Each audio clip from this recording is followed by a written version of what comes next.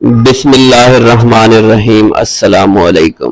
یوں ہی بیٹھے بیٹھے خیال آیا کہ اگر اپنی گاڑی پر پاکستان سے حج یا عمرے کا سفر کیا جائے تو اس سفر کے لیے کتنا وقت خرچ درکار ہوگا۔ گوگل کا کہنا ہے کہ لاہور سے مکہ تک ایک طرف کا کل فاصلہ 5300 کلومیٹر ہے۔ اس اعتبار سے دونوں طرف فاصلہ لگ بھگ 11,000 کلومیٹر ہوا۔ مدینہ طیبہ اس سفر میں راستے میں ہی آتا ہے۔ اچھی اور آرام دہ کار عام طور پر کم از کم بھی 10 کلومیٹر کی ایوریج دے دیتی ہے۔ بعض کاریں 12، 15، 18 کی ایوریج بھی دیتی ہیں۔ اگر 10 کلومیٹر فی لیٹر کی ایوریج کا حساب لگایا جائے تو سفر میں کل 1100 لیٹر پیٹرول درکار ہوگا۔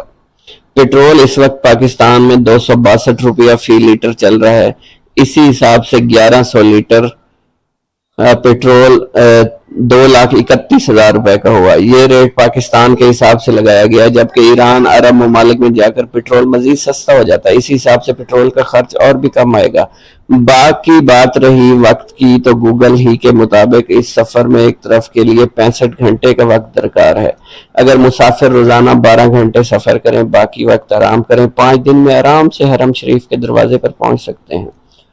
ٹور ٹیکس، کھانا، رہائش، آئل چینج وغیرہ کی مد میں آنے جانے کا 2,70,000 روپیہ ڈال لیتے ہیں۔ اس حساب سے 5 لاکھ روپے میں کم از کم 4-5 افراد کا حج کر سکتے ہیں، یعنی قریب 1.25 لاکھ پاکستانی فی کس۔ اگر گاڑی میں 5 افراد بیٹھیں یا 7 سیٹر گاڑی لے جائیں تو خرچ اس سے بھی کم ہو سکتا ہے۔ اللہ تعالیٰ ان کو توفیق دے اور زمینی راستے کھول دیں۔